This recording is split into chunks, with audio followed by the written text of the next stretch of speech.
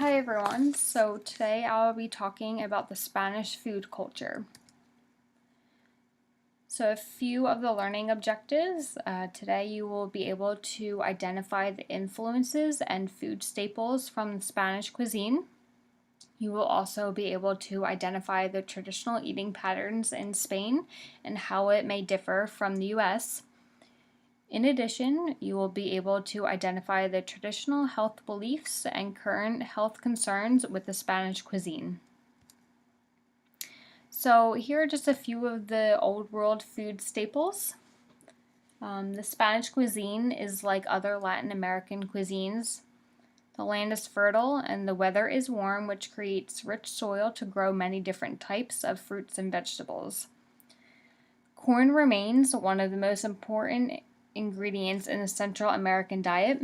It is used to make many popular dishes. So some popular corn dishes include arepa. Arepa is served to accompany things such as cheese and avocado. It can also be used to make sandwiches as well. So some other popular corn dishes may include tortillas, which are used in a lot of meals over in Spain. Another dish is empanadas and tamales. Yuca is used in the same way as potatoes are here in the US. So yuca can be used to make what we call French fries. And beans in Spain are used in almost every dish. It's very popular. Some popular bean dishes include fabada. This is a Spanish bean stew served with chorizo and blood sausage. Another bean dish is beans and tomatoes, or beans can just be used as a side dish as well. So some New World food staples include ham, bread, olive oil, tortilla española. That is like a Spanish omelet, which is served at room temperature. Another New World staple is paella. So this is a very traditional Spanish dish, and I'll talk about that on the next slide. Also, coffee or café con leche, served at almost every meal over in Spain. So this is paella pictured on this slide. So like I said before, it's a very traditional dish, dates back many years, and it originated from Valencia. So the word paella means frying pan actually, and it received its name from the large frying pan that is used to cook the dish. So before the 16th century, rice was considered vulgar because it was very rough and unprocessed. So people were not cooking with rice very much. And then all of a sudden, rice started to reappear in the kitchens in the 16th century. So people basically at that time were preparing their foods with whatever they had on hand or what was ever in their pantry or their cupboards. So this practice created what we now know as paella. Because of this, it's hard to really find a true paella recipe, just because there were so many different variations of it. This dish is only considered a true paella, though, if it consists of chicken and or rabbit. And it also includes different types of vegetables and rice in it as well. But it's now so popular that each region does have its own variation, like I was saying before, just because everyone was kind of just throwing in whatever they had in their pantry. So there's just a bunch of different variations out there. But from the beginning, paella was always a dish that, gathered families and friends to celebrate events, celebrate holidays. So it's just a very popular dish, traditional dish with a lot of history behind it. And now it's become so popular that if not all the restaurants in Spain serve paella, most of them probably do. So some influences for the Spanish cuisine. the Spanish cuisine is structured around the Mediterranean diet. So the Mediterranean diet is often characterized by a wide range of ingredients, with meals based on fruits, vegetables, beans, legumes. It also has, an abundance of bread and pasta, rice, and some other grain foods. Also had some nuts and seeds like sunflowers. They also cook a lot with extra virgin olive oil. And also, like the Mediterranean diet, they like to use garlic to season a lot of their foods. As for the protein, they eat a lot of fish and seafood, poultry, and different types of meats, more on the leaner side. They also choose, to eat some cheese and yogurt, and of course wine in moderation. But this healthy and rich diet, which is traditionally found around the Mediterranean Sea, is considered one of the healthiest in the world. So the Spanish culture is very proud of the Mediterranean diet, and they often brag about how they have one of the healthiest diets in the world. So here I have a layout of what their typical eating pattern is. It looks a little different from ours over here in the US. As you can see, they have more meals than the United States typically does. So they typically eat about 6 meals in a day.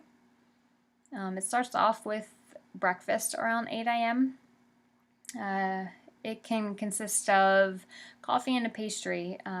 If not coffee, maybe a thick hot chocolate. At pastry, it might be a churro. Churro is the fried bread and cinnamon sugar, or if not a pastry, maybe just some type of bread.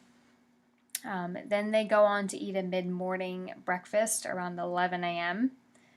This is also consists of coffee and a snack. So a snack might be grilled sausage, fried squid, bread with tomatoes on it, or maybe even an omelet. And this meal is typically used as a small snack to kind of keep them energized until they eat their lunch. Lunch is served around 1 o'clock, and it is the largest meal of the day. Most businesses close during lunchtime because a lot of people like to go home and eat lunch with their family instead of eating lunch at work. So lunch will consist of 3 courses because it is the largest meal of the day. The first course is a soup or salad. The second course is, fish, meat, vegetables. And the third course is fruit and cheese. So the Spanish cuisine isn't very big on what we consider dessert here. So they eat more things like pastries. So when we would have our dessert after our second course, they're eating fruit and cheese. After such a big meal, around 2 to 4 o'clock, they take a little nap called a siesta. So everyone goes home and takes a little nap in the middle of the day, just to re-energize for their second half of the day. Then around 8 o'clock at night, they eat a merienda, which is again snacks and pastries, maybe some coffee in there. Maybe they have some tea instead of coffee. Again, pastries, kind of more complex carbohydrates, things like that. Oh, I'm sorry, not complex carbs. I mean, kind of pastries, more carby things, bready. And then around 9 and 10 p.m., and sometimes even as late as midnight, they eat their dinner. So their dinner isn't as heavy as lunch, but it may include some soup, omelets, and fruit. So there are some similarities in the Spanish cuisine and over here in the U.S., but again, there are some definitely some differences. But the traditional Mexican American diet is rich in a variety of foods and dishes that represent a blend of pre Columbian, indigenous Indian, Spanish, French, and more recently American cuisine. Typically, the Mexican diet is rich in complex carbs, which are provided mainly by corn and corn products, usually tortillas, which is present at a lot of the meals over in Spain.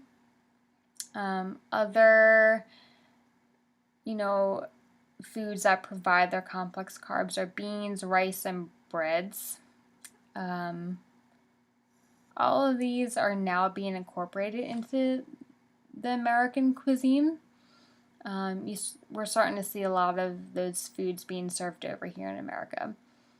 Um, the Spanish cuisine also contains an adequate amount of protein in the form of beans, eggs, fish and shellfish, and a variety of meats, mostly including pork and poultry.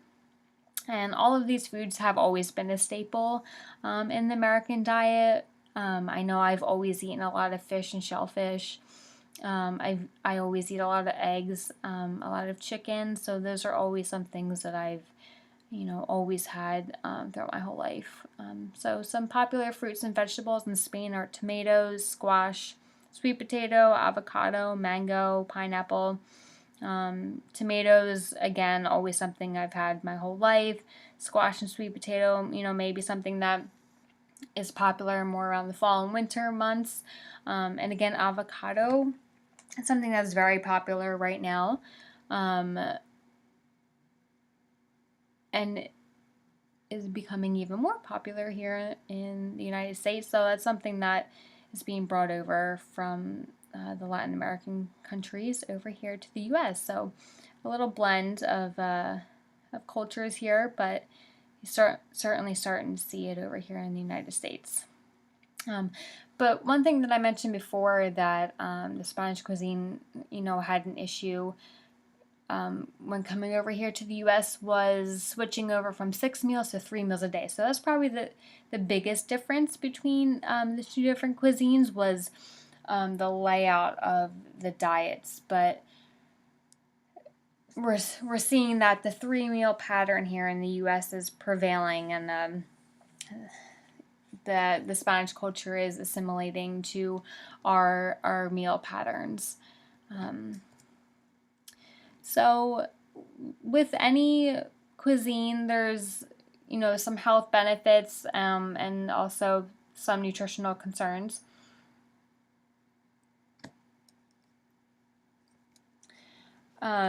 So Latinos have disproportionately higher rates of obesity and diabetes. Approximately 43% of Mexican Americans older than 20 years are obese. And this is compared with 33% of non-Latino white population. So you're seeing about, 10% greater numbers of obesity and diabetes in the Mexican American population than the non-Latino white population. And diabetes and hypertension are closely linked with obesity.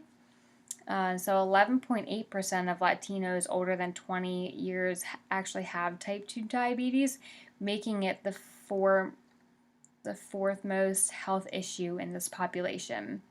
So things like a higher calorie diet, a more sedentary lifestyle, and genetic factors are contributing to all of these problems. So as a dietitian, raising awareness about the consequences of obesity is necessary for Latino communities. It's also really important to educate this community about healthy eating patterns.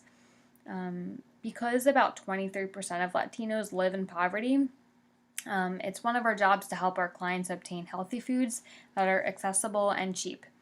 And it's also important to keep in mind their food preferences.